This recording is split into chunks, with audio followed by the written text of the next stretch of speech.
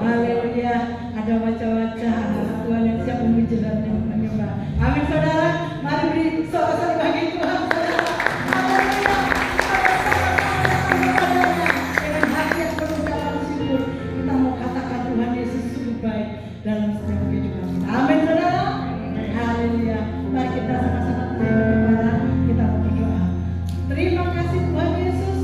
Satu kesempatan yang indah kalau kami boleh dapat melangkahkan kaki kami ke rumah Tuhan untuk beribadah, memuji dan menyembah Tuhan bersama-sama di rumah-Mu ya Tuhan.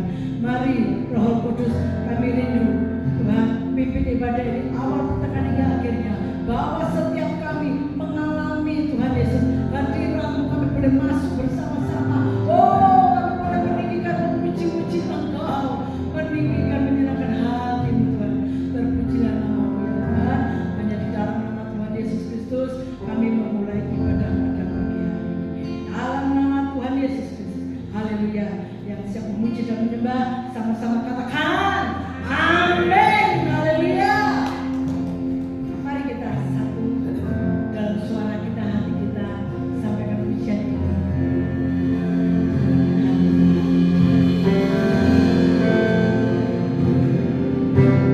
Yesus, Kau sungguh baik.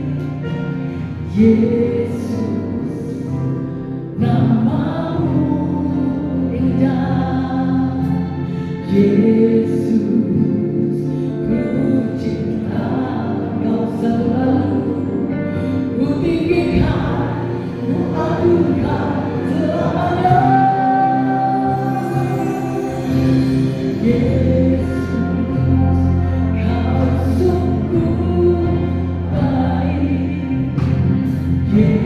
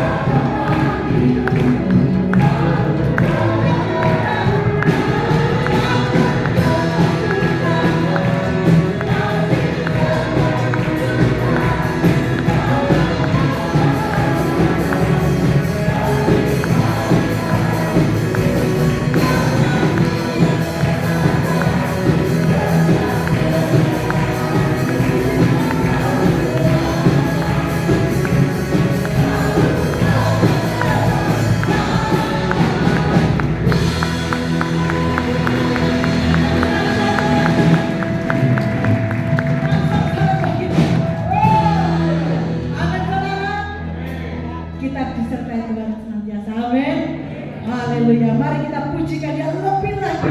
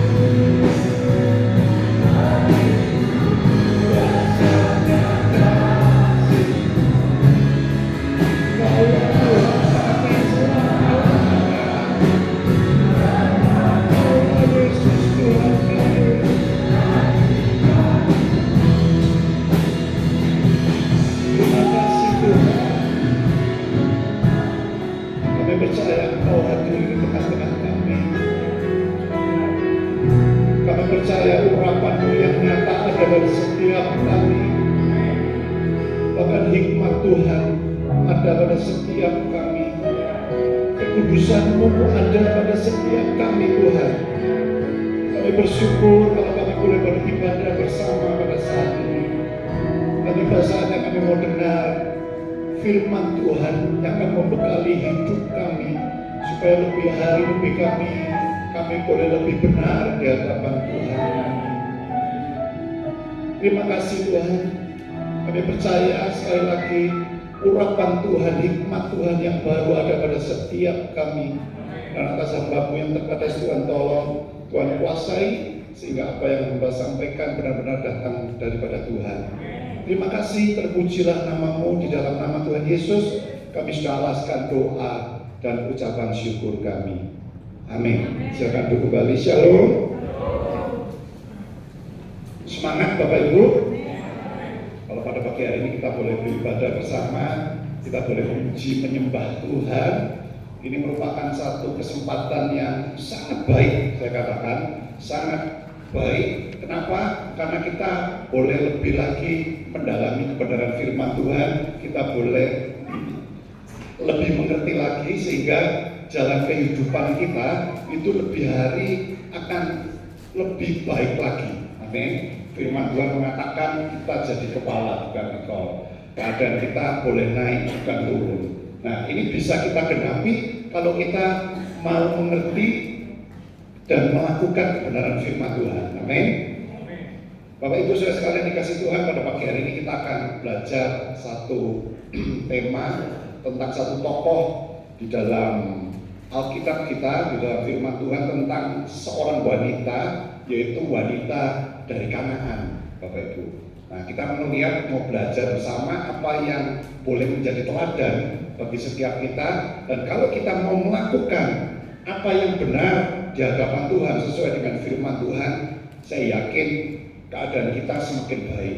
Meskipun keadaan di luar sana, keadaan dunia, ekonomi, politik, apapun ya, semuanya mungkin sepertinya jelek, tetapi kita sebagai anak Tuhan ada jaminan yang pasti. Amin.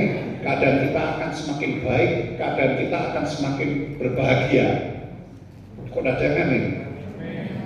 Bapak Ibu ragu kalau kita ini meskipun keadaan di luar sana seolah-olah tidak membuat kita berbahagia, penuh dengan masalah, tetapi kita sebagai anak Tuhan ada jaminan keadaan kita bisa semakin baik. Amin ya, Bapak Ibu. Oke, kita mau buka di dalam Matius pasal yang ke-15, mulai ayat yang ke-21 sampai 28. Saya akan bacakan ya, Bapak Ibu. Kalau mau baca dari handphone atau Alkitab Bapak Ibu, silakan. Matius pasal 15 ayat 21 sampai 28. Lalu Tuhan Yesus pergi dari situ dan menyingkir ke daerah Tirus dan Sidon. Maka datanglah seorang perempuan Kanaan dari daerah itu dan berseru, "Kasihanilah aku ya Tuhan, anak Daud, karena anakku perempuan kerasukan setan dan sangat menderita." 23. Tetapi Tuhan Yesus sama sekali tidak menjawabnya. Lalu murid-muridnya datang dan meminta kepadanya, "Suruhlah ia pergi." Ia mengikuti kita dengan berteriak-teriak. 24. Lalu Tuhan Yesus, "Aku diutus hanya kepada domba-domba yang hilang dari umat Israel." Tetapi perempuan itu mendekat dan menyembah Dia sambil berkata, "Tuhan, tolonglah aku." Tetapi Tuhan Yesus menjawab, "Tidak patut mengambil roti yang disediakan bagi anak-anak dan melemparkannya kepada anjing." 27. Kata perempuan itu, "Benar Tuhan, namun anjing itu makan remah-remah yang jatuh dari meja tuannya." Maka Tuhan Yesus menjawab dan berkata kepadanya, "Hai ibu, besar imanmu, maka jadilah kepadamu seperti yang kau kehendaki." Dan seketika itu juga anaknya sembuh. Amin. Bapak, ini satu cerita gitu ya, satu kejadian yang terjadi pada saat itu. Dan saat itu Tuhan Yesus sedang menyingkir ke daerah Tirus dan Sidon di dalam Alkitab. Begitu juga di dalam Markus pasal yang ke-7 ayat 24 sampai ke-30. Ini cerita yang sama, tapi penulisnya berbeda. Tapi maknanya, artinya, atau kejadiannya memang benar-benar sama. Pada saat itu Tuhan Yesus tidak mau diketahui oleh orang lain karena ini pengikutnya sungguh banyak gitu ya. Pada satu ketika Tuhan Yesus menyingkir gitu ya, pergi ke daerah Tirus dan Sidon. Nah, tetapi karena beritanya Tuhan Yesus ini yang sungguh amat dahsyat gitu ya, karena bikin mujizat, ini juru selamat dan lain sebagainya, ini tidak bisa dirahasiakan sehingga banyak orang tetap mengikuti, termasuk salah satunya wanita dari Kanaan tadi. Banyak orang yang fokus pada kehadiran Tuhan Yesus pada saat itu dan diketahuilah gitu ya oleh seorang wanita atau seorang perempuan Kanaan atau ini bangsa dari Yunani, bangsa Siro Fenisia. Artinya pada saat itu ini merupakan bangsa kafir, orang kafir, orang yang tidak mengenal Allah, orang yang tidak percaya kepada Allah pada saat itu. Tapi diketahui bahwa oleh karena imannya, dicatat oleh Matius dan Markus, ia dipuji. Ada satu keberanian, ada satu ketabahan saat menghadapi masalah, saat menghadapi tantangan, yaitu anaknya sakit kerasukan setan. Dan Tuhan Yesus pun akhirnya memuji dia, sehingga perempuan ini dengan segala keberaniannya gitu ya, dengan segala ketaatannya begitu, dengan segala imannya, meskipun dia ini orang kafir, akhirnya ia mendapatkan apa yang diimaninya, yaitu anaknya sembuh. Bapak Ibu, saya katakan ujian iman ini harus dilalui untuk mendapatkan sesuatu yang baik. Saya katakan bukan oleh wanita Kanaan itu saja, tetapi juga setiap kita ini harus menjalani, harus mengalami yang namanya ujian iman. Harus ada tesnya, harus ada ujiannya. Anak sekolah, Bapak Ibu, harus melalui tes, harus melalui ujian supaya dapat naik kelas, supaya dapat naik tingkat. Orang yang bekerja pun juga begitu, harus ada ujiannya supaya dia bisa naik pangkat, mungkin begitu. Supaya mereka semua, anak-anak ataupun orang yang bekerja, mereka dapat berhasil. Mereka harus melalui banyak tes, harus melalui banyak ujian. Anak saya, Dave, gitu ya, beberapa waktu ini agak pusing gitu kepalanya. Kenapa? Karena dia harus menyusun skripsi, di mana di situ ada usaha, harus ada kerja keras, banyak kesulitan yang dia alami. Tetapi kalau itu tidak dilewati, dia berputus asa, sudah aku tidak usah skripsi. Bagaimana dia bisa menjadi seorang sarjana, Bapak Ibu? Tidak bisa. Semua hal, kesulitan, usaha, kerja keras itu harus dilalui supaya kita bisa naik kelas, naik pangkat, begitu. Supaya kita bisa berhasil. Di kisah tersebut, Bapak Ibu, ujian iman yang dialami oleh wanita Kanaan itu, saya katakan seringkali juga kita mengalaminya. Kalau kita pelajari, Bapak Ibu, ada satu keadaan yang mungkin tidak mengenakan pada saat kita mengalami masalah, tetapi kita ini sudah taat sama Tuhan, kita sudah rajin ke gereja, bahkan mungkin kita sudah terjun di dalam pelayanan, begitu. Tetapi ada satu keadaan ketika seolah-olah Tuhan itu diam saja. Benar atau benar, Bapak Ibu? Seolah-olah doa kita ini nggak dijawab sama Tuhan. Seolah-olah kita ini sudah berdoa sekian lama, sekian tahun, bahkan sekian belas atau puluh tahun, seolah-olah masalah kita tetap ada.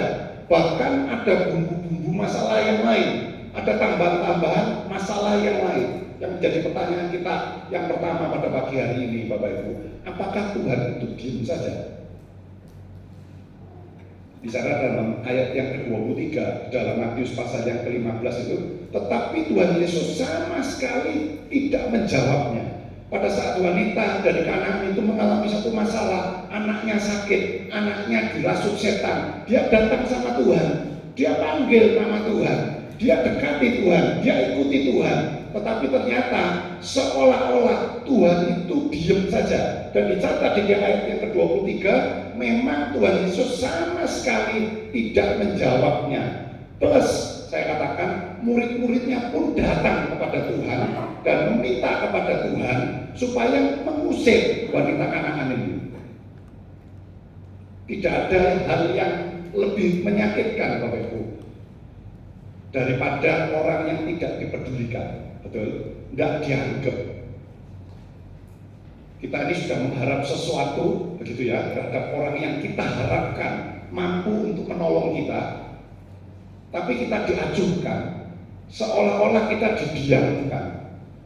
Ini pasti hal yang menyakitkan hati. Orang yang mungkin, waduh, kita anggap ini gimana ya, kok seperti gini, seolah-olah kok diam, kok Tuhan ini diam saja. Aku ini sudah setia Tuhan, aku sudah berdoa Tuhan, tapi kok diam aja. Tetapi wanita ini datang kepada Tuhan Yesus yang diharapkan, yang diandalkannya, tetapi malah didiamkan. Pengikutnya malah nyuruh Tuhan untuk mengusir dia. Saya yakin wanita ini pasti semestinya kecewa. Betul? Kita pun juga akan kecewa kalau kita tidak tahu artinya dari semua ini. Pasti kita akan kecewa, pasti menyakiti hati kita. Seolah-olah Tuhan kok diam aja, seolah-olah kok Tuhan ini tidak jawab doaku.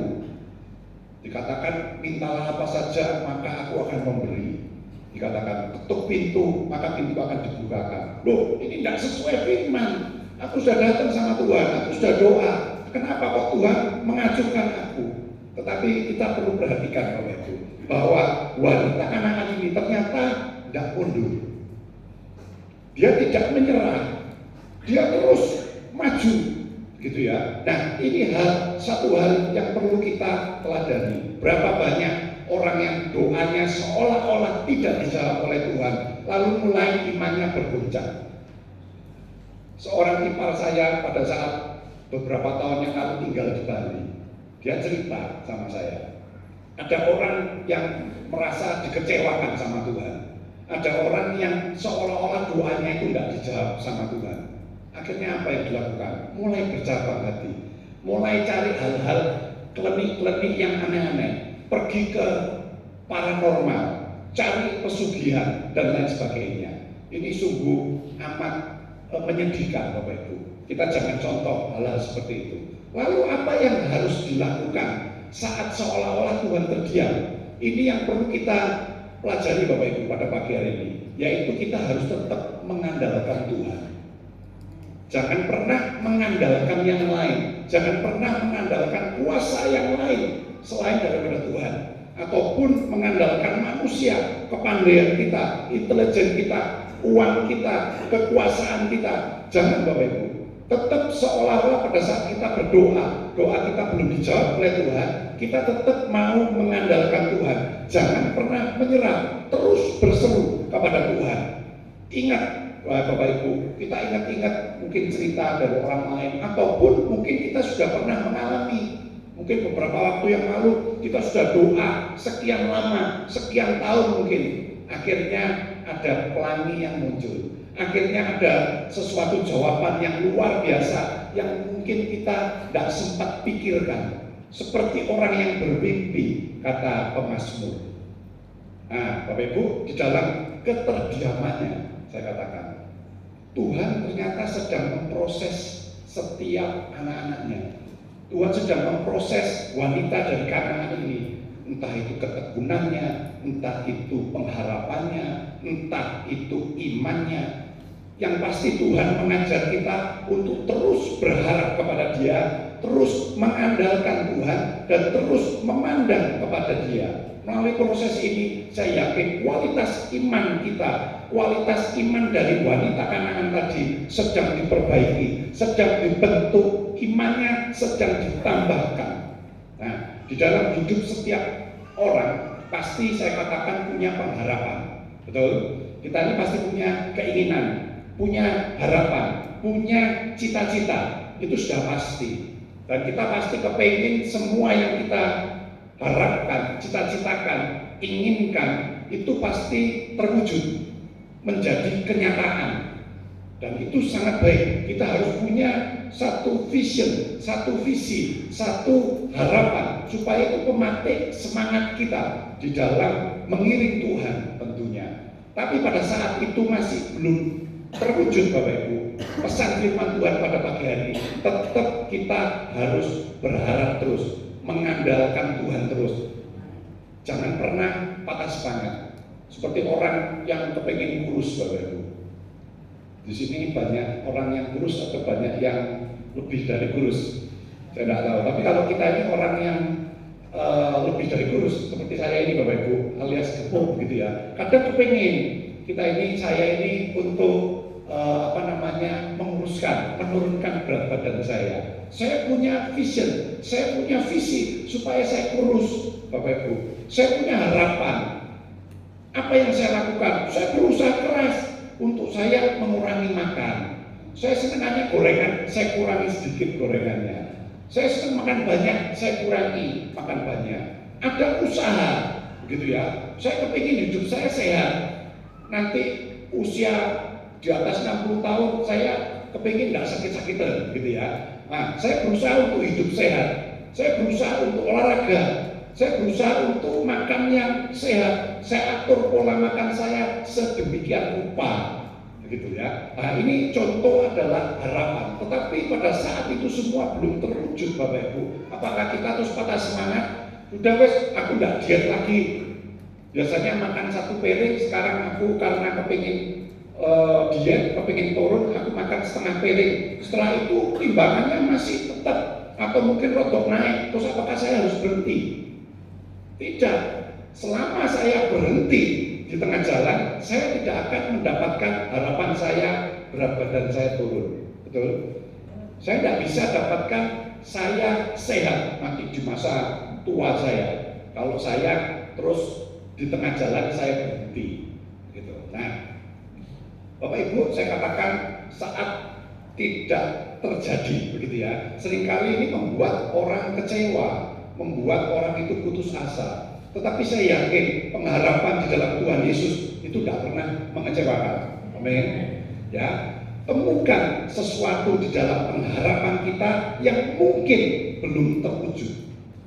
Kita harus menemukan, Bapak Ibu. Mungkin kita doa kita mau apa, gitu. Tapi ternyata belum terwujud. Saya pernah dengar sebuah kesaksian. Ada seorang keluarga di mana keluarga ini mengasihi Tuhan, melayani Tuhan bersama-sama. Orang tua beserta anak gadisnya. Nah, suatu ketika pada saat dia pelayanan, mereka itu kecelakaan.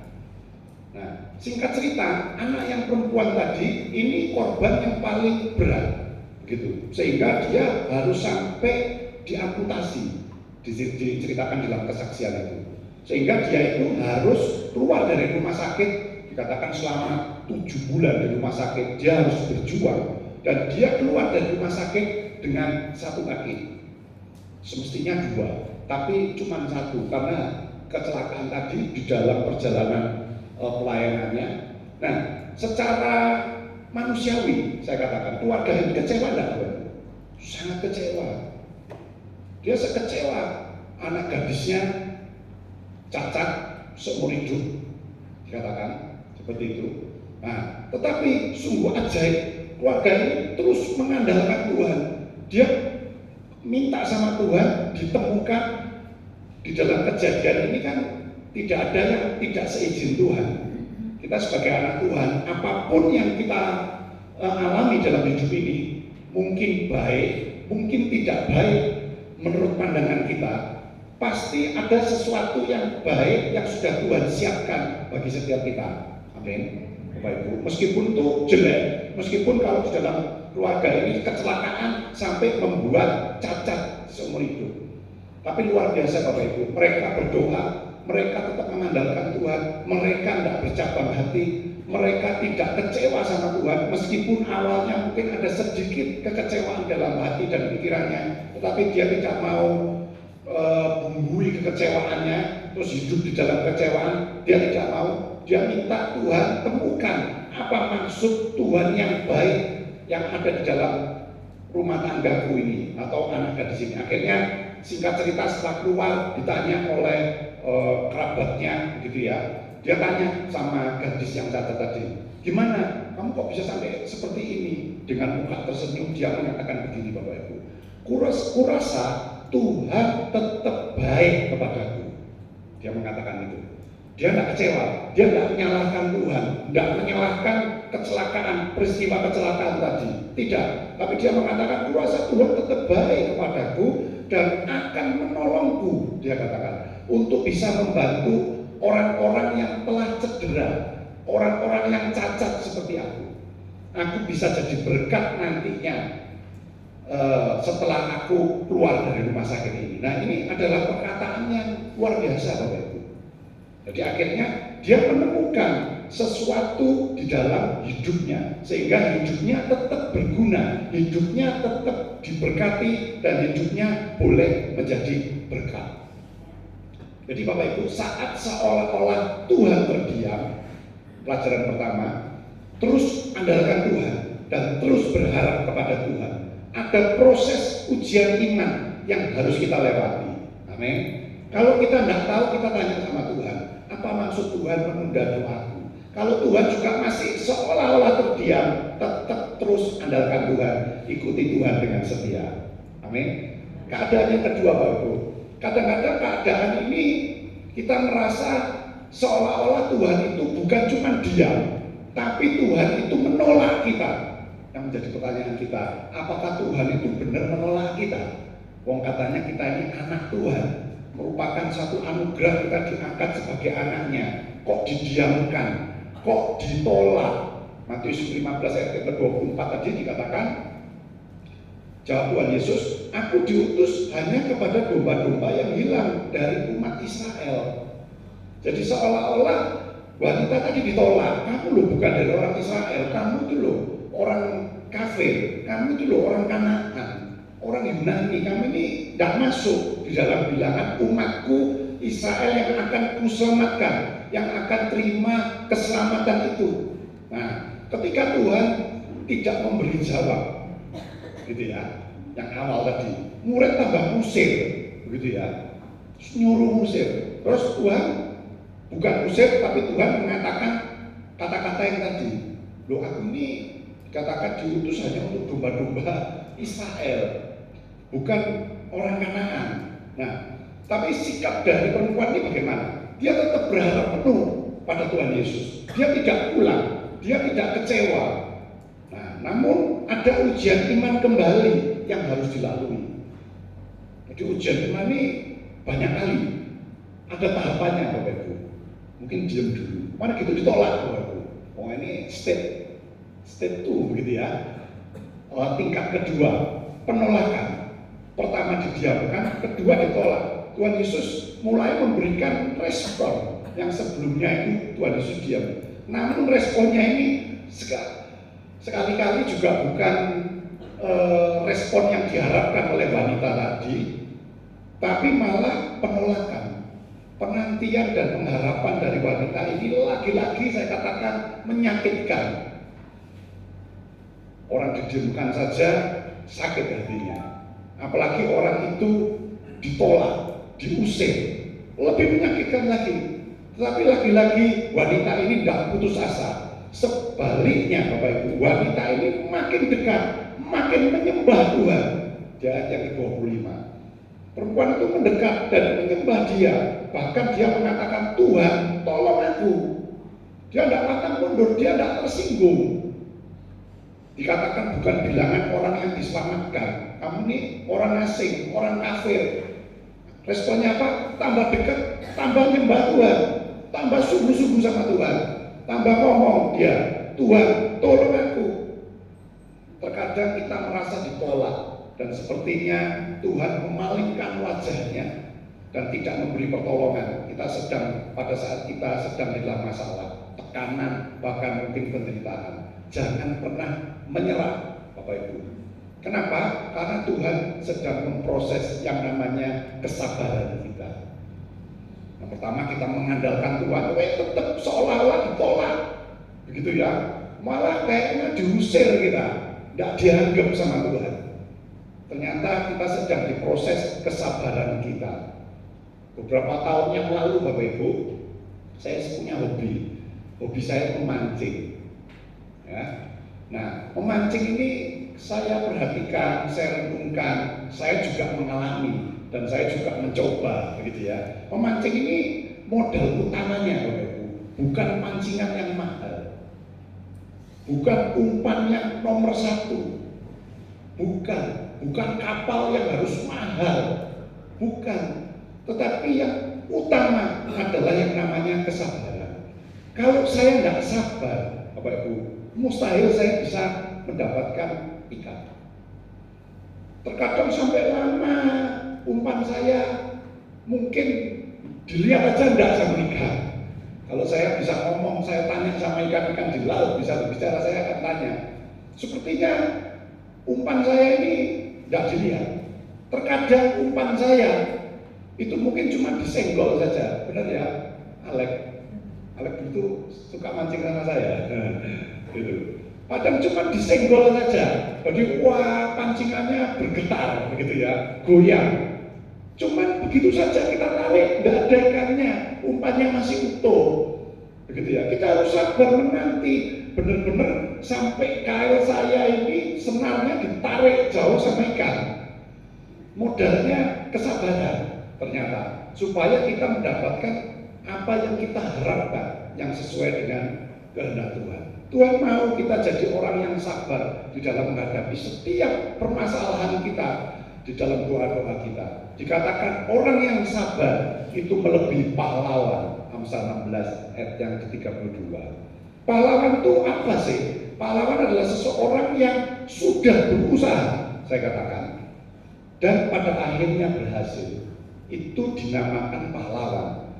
Pahlawan, tidak ada seorang pahlawan yang tanpa berusaha. Pasti berusaha. Satu firman Tuhan dikatakan engkau lebih dari seorang pahlawan. Artinya harus ada usaha kita dulu. Kalau kita ini berusaha plus ada campur tangan Tuhan, kita berhasil. Dikatakan lebih dari seorang pemenang, dikatakan. Jadi pahlawan saya katakan harus berusaha. Nah, kesabaran ini sangat penting. Kesabaran itu menghasilkan keberhasilan. Bill Gates mengatakan seperti itu. Nehemia juga mengalami, Nehemia pasal yang ke-6, begitu sabar pada saat membangun tembok Yerusalem yang roboh. Banyak penolakan, banyak tantangan, banyak ancaman, begitu ya, dari orang-orang yang tidak menginginkan tembok Yerusalem yang roboh itu didirikan kembali. Tetapi karena dia tahu ini visinya Tuhan, perintahnya Tuhan, dia tetap bertekad untuk membangun kembali. Sehingga pada akhirnya seluruh bangsa sadar, begitu ya, bahwa ada campur tangan Allah.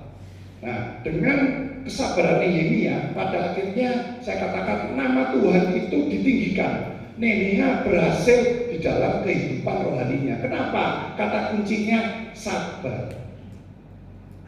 Sehingga akhirnya perjalanan rohaninya itu boleh berhasil, sehingga nama Tuhan dipermuliakan, ditinggikan. Jadi saat iman kita diuji oleh Tuhan lewat seolah-olah Tuhan itu membiarkan, seolah-olah Tuhan menolak doa-doa kita, tetap bersabar sampai Tuhan jawab doa-doa kita. Amin.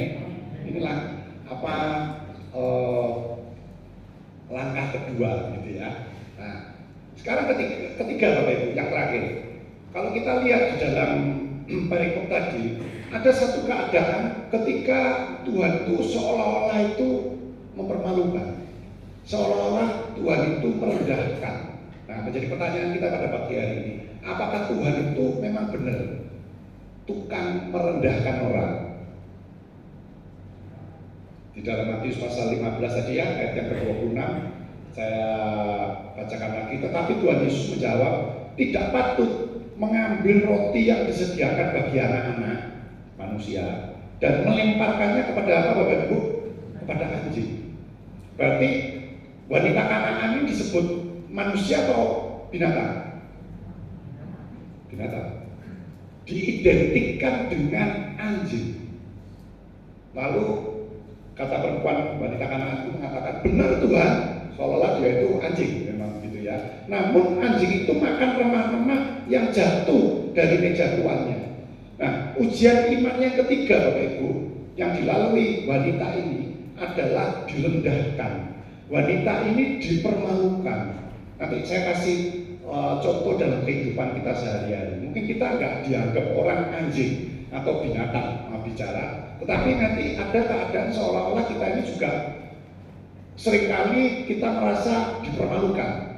Oleh karena kita ini ikut Tuhan dengan setia, bahkan melayani, seolah-olah dipermalukan. Nanti ya. Nah, Matius mencatat wanita ini malah mendekat, malah menyembah Tuhan, dicap sebagai anjing. Saya katakan Bapak Ibu, ini bukan hal yang menyenangkan, bukan hal yang membanggakan. Kalau kita dicap, wah kamu hebat, gitu ya, wah kamu cantik, kamu tampan, wah mungkin kita suka. Ini hal yang membanggakan, hal yang menyenangkan. Tapi kalau seseorang dicap seperti binatang, Bapak Ibu, pasti bukan hal yang menyenangkan, merupakan hal yang menyakitkan. Tetapi sekali lagi Bapak Ibu, wanita ini nggak menyerah, wis ditolak, nggak dianggap, diusir, dianggap binatang, seolah-olah itu direndahkan, dipermalukan di hadapan banyak orang, khususnya para murid, begitu ya. Tapi wanita tadi tidak menyerah, bahkan dia membenarkan kata-kata Tuhan. Dia mengatakan benar Tuhan, gitu kan. Namun anjing itu makan remah-remah yang jatuh dari meja tuannya. Dikatakan anjing, dia membenarkan kata-kata Tuhan. Dia tidak nolak, dia tidak adu argumen dengan Tuhan. Bukan anjing aku Tuhan, aku ini ya manusia, aku ini ya ciptaanmu. Tidak. Tapi dia tetap benar Tuhan. Dia merendahkan dirinya di hadapan Tuhan. Nah, Tuhan Yesus akhirnya memuji iman dari wanita ini. Nah, ini biasa kali juga dialami oleh kita semua dengan berbagai ujian yang berat. Nah, sikap wanita ini adalah sikap yang sangat menakjubkan, saya katakan. Seringkali kita sebagai anak-anak Tuhan juga mengalami situasi yang direndahkan, situasi yang dipermalukan. Contohnya apa? Kita sudah setia sama Tuhan. Orang di sekeliling kita tahu kalau kita ini mungkin orang-orang yang setia. Kita jaga kelakuan kita, pemikiran kita, tingkah laku kita, ucapan kita. Tapi kita mungkin diolok sama tuh orang-orang terus terdengar di telinga kita, wih kamu ini sudah ikut Tuhan sudah lama, kamu ini sudah setia sama Tuhan, tapi hidupmu kok ya pancet aja, susahmu ya pancet aja, tak lihat ya susahmu malah nemen, problem hidupmu semakin terpuruk, mungkin seperti itu, sehingga kita akhirnya merasa dipermalukan. Kita merasa waduh kok gini ya Tuhan, aku ini wis ikut kamu sungguh-sungguh gitu ya, wah aku ini sekarang dipermalukan. Terus kita mau berusaha menolong Tuhan, jangan Bapak Ibu, itu urusannya Tuhan. Urusan kita cuma mengandalkan Tuhan, tetap sabar gitu ya, tidak putus asa, tidak kehilangan harapan sama Tuhan. Itu urusan kita, itu bagian kita. Yang lain, orang-orang menertawakan kita, mempermalukan kita, itu urusannya mereka sama Tuhan, bukan urusan kita. Kita bukan hakim, kita bukan suatu sosok yang lebih besar dari Tuhan, yang siap selalu membantu Tuhan, bukan. Tugas kita pokok memuji, menyembah Tuhan, setia sama Tuhan, taat firman Tuhan, itu bagian kita. Nah, terkadang Bapak Ibu, hal seperti ini kita alami, dipermalukan, direndahkan. Kenapa? Karena ternyata Tuhan sedang memproses kerendahan hati kita. Apakah kita ini tetap rendah hati? Ujian yang paling berat, saya katakan. Mungkin kita sudah tekun, sudah sabar, tetapi apakah tetap bisa bertahan saat hati kita direndahkan, saat hati kita dipermalukan? Jawabannya harus tetap sabar, saya katakan. Tetap kita harus rendah hati. Tidak perlu terpancing dengan situasi kondisi di sekeliling kita yang mempermalukan, yang merendahkan kita. Itu urusannya Tuhan, bukan urusan kita bersama. Biarkan saja. Ini waktunya jalan. Saya kasih sedikit ya Bapak Ibu, supaya Bapak Ibu tidak bertanya-tanya gitu ya. Ini Tuhan cek kasar ya gitu ya, ngomong manusia dianggap seperti anjing. Saya perlu luruskan. saya mau kasih tahu sama Bapak Ibu, karena ini juga salah satu ayat gitu ya, di mana banyak orang itu mencibir gitu ya, menjatuhkan anak-anak Tuhan lewat ayat ini. Jadi nanti Bapak Ibu kalau sampai ada orang itu kok Tuhanmu kok katakan wanita Kanaan itu anjing, nah Bapak Ibu bisa belajar, bisa ingat tentang kebenaran firman Tuhan ini. Nah ini kan mengapa kok Tuhan Yesus itu menggunakan kata anjing gitu ya. Jadi apakah Tuhan Yesus itu sombong gitu ya, apakah Tuhan Yesus itu merendahkan, apakah perkataannya Tuhan Yesus itu kasar. Nah seringkali sekali lagi kekristenan itu diserang melalui cuplikan dari salah satu ayat di dalam Injil Matius ini. Nah untuk mengetahui Bapak Ibu, kita harus mempelajari keseluruhan dari ayat-ayat tersebut dan perikopnya, tentang bahasa aslinya, kebudayaannya, lingkungan pada saat itu, waktunya pada saat itu. Nah, kita harus mempelajari.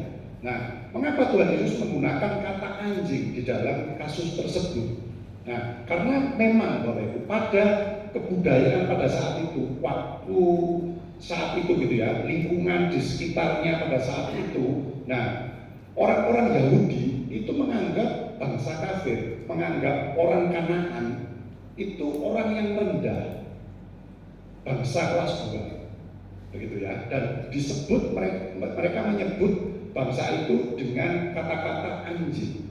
Tetapi Tuhan Yesus menyebut, gitu ya, menurut kebiasaan pada saat itu sama-sama anjing, sama-sama. Nah, tetapi Bapak Ibu, orang Yahudi menyebutnya itu kuon. Kuon ini artinya anjing liar. Nah, orang Yahudi menyebut orang bangsa kafir, khususnya orang Kanaan, wanita perempuan Kanaan tadi, sebagai kuon. Itu orang Yahudi. Tetapi Tuhan Yesus secara khusus di dalam Matius 15 ayat yang ke-26, Tuhan Yesus menyebutnya kunarion. Jadi kuon sama kunarion itu sungguh berbeda. Kunarion itu adalah anak anjing. Di dalam arti anak anjing ini adalah binatang yang benar-benar dipelihara di dalam sebuah keluarga, di dalam sebuah rumah tangga. Binatang yang kalau hilang dicari, sakit diobati, bukan anjing biasa, bukan anjing liar, bukan anjing yang tanpa kepemilikan, yang keleleran di mana-mana, bukan. Tetapi kunarion ini adalah benar-benar anjing, anak anjing yang dipelihara, yang punya tuan. Nah, anjing yang dipelihara tentu sangat beda. Anjing ini akan disayangi, diperhatikan. Saya punya anjing Bapak, 3 ekor di rumah saya. Ini saya, istri, anak-anak saya pasti menyayangi. Kalau sakit kepikiran, kalau kita mau pergi ya kepikiran nanti gimana, tinggal sama-sama. Karena kalau kita pergi dia sedih, ikut sedih gitu. Kalau kita bete gitu ya, anjing saya juga tahu gitu ya. Jadi kita ini seperti ada satu ikatan batin, seolah-olah begitu. Nah, ini kunarion, bukan kuon, Bapak Ibu. Ya, kalau sakit sudah bingung, satu rumah sudah bingung. Ya, terkadang Bapak Ibu di dalam pemeliharaan anjing, gitu ya. Ini lebih dari tuannya. Kenapa? Kadang tuannya pakai AC cuma malam hari kalau tidur. Tapi ada anjing-anjing yang dipelihara AC-nya 24 jam. Satu ruangan punya 2 AC untuk gantian. Ada Bapak Ibu, saya menjumpai, saya tahu benar seperti itu. Bahkan kadang tempat tidurnya, gitu ya, itu lebih mahal dari hotel tuannya. Jadi kalau tuannya pergi gitu ya liburan, mungkin satu malam ya cuma 500-600 ribu hotelnya. Dia cari yang pokoknya bersih, tempatnya strategis ya 500-600 ribu. Tapi anjingnya di dok hotel itu 800 ribu Bapak Ibu untuk 4 anjing. Bukan anjing saya Bapak Ibu. Bukan. Tapi saya tahu tempatnya, saya tahu kalau Bapak Ibu mau cari dok hotel yang harganya 800 ribu untuk 4 ekor anjing, tanya sama saya tahu. Gitu. Jadi lebih mahal. Nanti belum lagi kalau keluar itu harus dimandiin dan lain sebagainya. 800 ribu lagi. Oh ya Bu, lebih mahal dari biaya tuannya kalau pergi keluar kota. Ya, nah ini kunarion. bukan Kuon. Nah, perempuan Kanaan ini, saya katakan, dia tidak membela diri, dia tidak tersinggung, dikatakan sebagai Kunarion. Namun ia mengambil satu kesempatan, Bapak Ibu, satu kesempatan dari setiap kata yang diucapkan oleh Tuhan Yesus, bahwa dikatakan anak anjing Kunarion itu akan memakan remah-remah yang jatuh dari meja tuannya. Kalau Kuon, kalau anjing liar diusir, Bapak Ibu. Tapi kalau Kunarion, enggak, dia tunggu dikasih. Kalau tunggu giliran dulu dikasih, pasti dikasih. Ada satu jaminan dia diberi, Bapak Ibu. Dia tetap menganggap ini merupakan satu anugerah. Aku bisa makan remah-remah dari tuanku. Ini merupakan anugerah, walaupun dia hanya mendapatkan remah-remah, sesuatu yang mungkin bagi orang banyak tidak dihargai. Begitu. Nah, kita pun juga harus memiliki hati yang seperti itu. Ini kesimpulannya, Bapak Ibu. Hati kita itu loh, jangan sudah nggak usah mempermasalahkan Kunarion, nggak usah. Hati kita itu loh, harus seperti hati dari wanita Kanaan tadi. Meskipun tidak dihargai, meskipun suruh nunggu, meskipun seolah-olah ditolak, meskipun seolah-olah di sekeliling kita itu tidak menghargai kita, mempermalukan kita, merendahkan kita, tetap kita tunggu jawaban Tuhan. Nah, Bapak Ibu, di dalam tulisan Markus pasal yang ke-7, bukan Matius ini yang ditulis oleh Markus, nanti Bapak Ibu baca ya, Markus pasal 7 ayat 27, itu dicatat perkataan Tuhan Yesus, biarlah anak-anak kenyang dahulu. Jadi tuannya biar kenyang dulu. Nah, hal ini menimbulkan satu harapan bagi wanita Kanaan tadi, bahwa gilirannya pasti tiba. Amin. Ada kayak kita ini, Bapak Ibu. Kita percaya doa kita belum dijawab sama Tuhan, tapi nanti ada satu waktu yang pasti doa kita dijawab, bahkan lebih dari apa yang kita doakan. Amin. Kita minta A, tertunda lama, seolah-olah tidak terjawab, seolah-olah ditolak, bahkan sampai kita dicibir. Kalau kita ngomong, kita saksi, aku tetap berdoa sama Tuhan, yo, tapi doamu gak dijawab Tuhan. Seolah-olah kita itu direndahkan, seolah-olah kita dipermalukan, tapi kita tetap miliki tetap pengharapan sama Tuhan, tetap rendah hati, tidak apa-apa, Tuhan belum tetap pasti ngasih yang terbaik. Nanti satu ketika, satu waktu, Bapak Ibu bukan terima A saja yang seperti Bapak Ibu minta, tapi A++. Amin. Sehingga genaplah firman Tuhan tadi loh, seperti orang yang bermimpi kita ini. Nggak sesuai dengan yang kita harapkan A, tapi bukan dapat A minus Bapak Ibu, tapi A++. Ada satu kepastian di dalam janji Tuhan. Wanita ini percaya, meskipun dia dianggap sepele, direndahkan, ditolak, dihina, seolah-olah begitu, tapi dia punya iman bahwa pasti Tuhan nanti tolong aku. Tinggal ini tunggu giliran aja. Nah, wanita tadi memilih iman seperti itu. Nah, mengenai sebutan anjing tadi, Tuhan Yesus ini tidak berbicara menggunakan suara hatinya, melainkan menggunakan ungkapan umum, Bapak Ibu. Pada saat zaman itu di kalangan orang Yahudi. Orang Yahudi juga biasa mengatakan bangsa kafir ini sebagai hewan buas lah, gitu ya. Ada yang mengatakan kerbau, kambing, keledai dan sebagainya.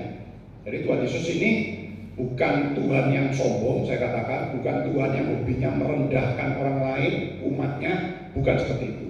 Ya. Nah, di dalam kejadian itu Bapak Ibu terbukti bahwa pelayanan Tuhan Yesus pun ini bisa menembus batas-batas kebiasaan dari orang Yahudi pada saat itu. Nah, perempuan Kanaan itu pun mendapat belas kasihan dari Tuhan Yesus. Perempuan ini telah dapat datang kepada alamat yang tepat, saya katakan. Seperti kita semua, kita sudah datang sama Tuhan, setia sama Tuhan. Ini alamat yang tepat. Amin. Jangan punya hati bercabang, jangan meragukan kemampuan, kekuatan dan kedahsyatan Tuhan.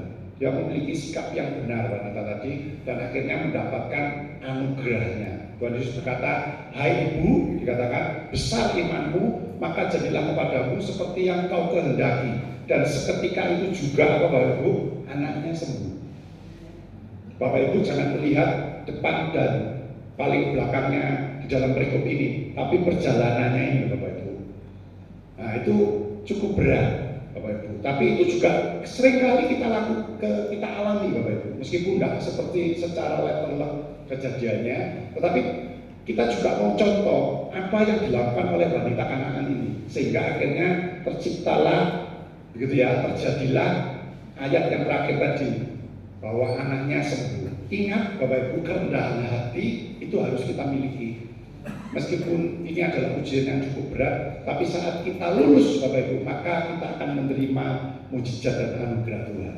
Jadi saat kita menghadapi sebuah masalah, satu Bapak Ibu, tetap berharap, tetap mengandalkan Tuhan.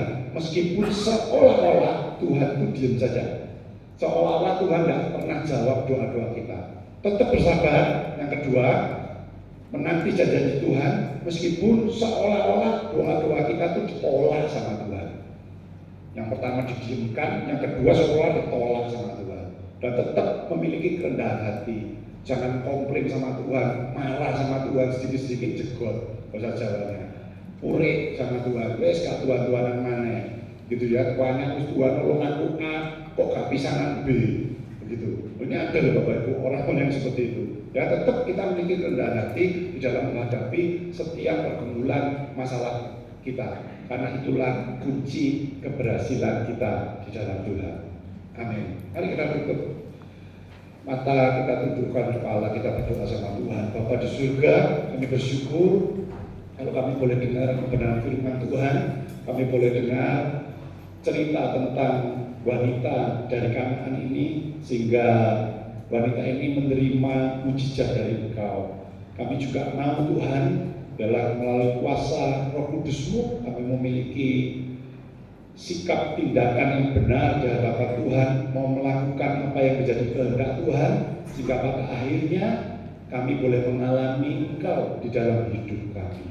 Terima kasih meteraikan setiap firman Tuhan di dalam hidup kami, dan kami percaya keberhasilan, sukacita, sejahtera Tuhan itu melingkupi setiap kami. Kami berdoa untuk Ibu Rohani, Bapak Ibu Gembala kami, Tuhan berkati setiap mereka beserta seluruh keluarga.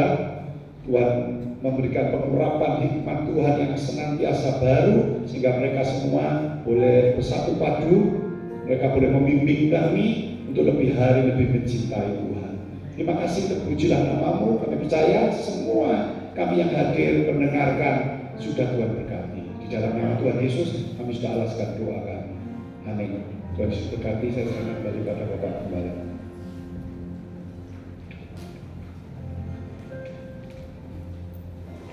Ya, terima kasih pada hari ini yang sudah melayani.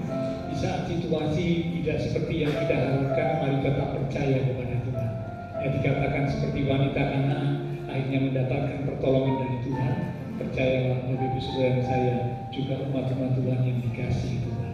Tuhan menyatakan pertolongannya tepat pada waktunya. Mari sama-sama kita bangkit berdiri. Kita akan katakan lewat pujian. Sebab Kau besar, berrahmat ajaib, tiada seperti Engkau. Tiada seperti Engkau besar, berrahmat ajaib, tiada seperti Engkau. Tiada seperti Engkau.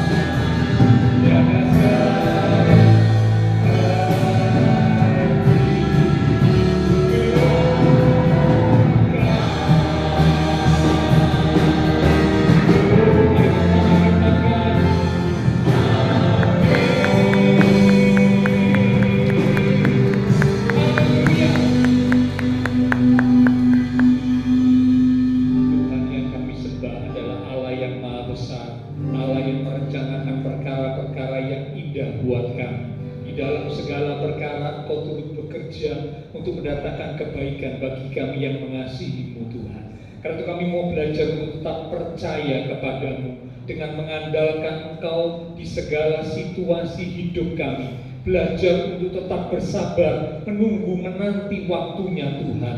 Karena Tuhan membuat segala sesuatu menjadi indah pada waktunya. Maka dengan sikap merendahkan diri di hadapan Tuhan, karena kesanalah Tuhan pasti akan memberikan pertolongan anugerah buat orang-orang yang rendah hati, yang merendahkan diri di hadapan Tuhan senantiasa. Terima kasih Tuhan. Biarlah firman Tuhan tertanam dalam hati kami masing-masing sebagai umat-umat Tuhan, sehingga kami boleh mengalami janji Tuhan menjadi kenyataan dalam hidup kami. Berkati hamba-Mu, Bapak kini diam sudah menjadi saluran berkat, menyampaikan pesan kebenaran firman pagi ini. Urapan kuasa Roh Kudus senantiasa mengurapi hamba-Mu, menyertai hamba-Mu, dan memakai hamba-Mu untuk boleh lebih lagi berkarya bagi Tuhan, untuk kemuliaan Tuhan. Bahkan semua kami yang hadir diberkati Tuhan. Bapak berdoa untuk setiap umat-umat Tuhan, diberkati iman rohani, diberkati keluarga rumah tangga, diberkati usaha pekerjaan, diberkati studi sekolah, diberkati kesehatan kami, bahkan diberkati masa depan kami. Engkau sediakan masa depan yang indah, penuh dengan pengharapan. Semua yang sudah melayani, persembahan yang dipersembahkan, apapun yang dilakukan setiap umat Tuhan karena mengasihi Tuhan, Allah sumber segala berkat akan memberkati kembali dan terus memakai hidup kami untuk kami boleh memuliakan Tuhan. Berdoa buat teman-teman seiman yang tidak bisa hadir, dengan juga mereka-mereka yang membutuhkan bantuan doa. Untuk mereka-mereka yang sakit, Tuhan kami berdoa, Tuhan jamah, pulihkanlah kekuatan, kesehatan, kesembuhan di dalam nama Tuhan Yesus Kristus, oleh bilur Tuhan Yesus. Teman-teman seiman kami yang sakit disembuhkan, mereka yang lemah dikuatkan, mereka yang susah dihiburkan, mereka yang menghadapi masalah Tuhan menolong, membela, membuka jalan. Terima kasih Tuhan. Kami berdoa pula memberkati bangsa negara kami Indonesia, pemimpin-pemimpin bangsa kami, kota kami Surabaya, bahkan juga tetangga lingkungan sekitar gereja Tuhan. Memberkati setiap jemaat-jemaat Tuhan yang berulang tahun sepanjang minggu ini dengan pertambahan usia yang Tuhan beri, membawa kami semakin dekat Tuhan, semakin sungguh-sungguh mengasihi Tuhan. Terima kasih Tuhan. Setelah selesai ibadah, kami akan berpisah satu dengan yang lain, kembali ke aktivitas kami, kembali ke keluarga rumah tangga kami. Biarlah segala berkat, anugerah, damai, sukacita yang melimpah dari Allah Bapa Surgawi, kasih Tuhan Yesus Kristus, persekutuan dengan kuasa Roh Kudus akan terus memimpin menuntun langkah kehidupan setiap kita. Itu terus menarik kita sekalian mulai pagi ini sampai Maranatha, Tuhan Yesus datang kembali. Di dalam nama Tuhan Yesus Kristus, semua yang percaya diberkati Tuhan. Mari bersama dengan iman kita berkata, amin.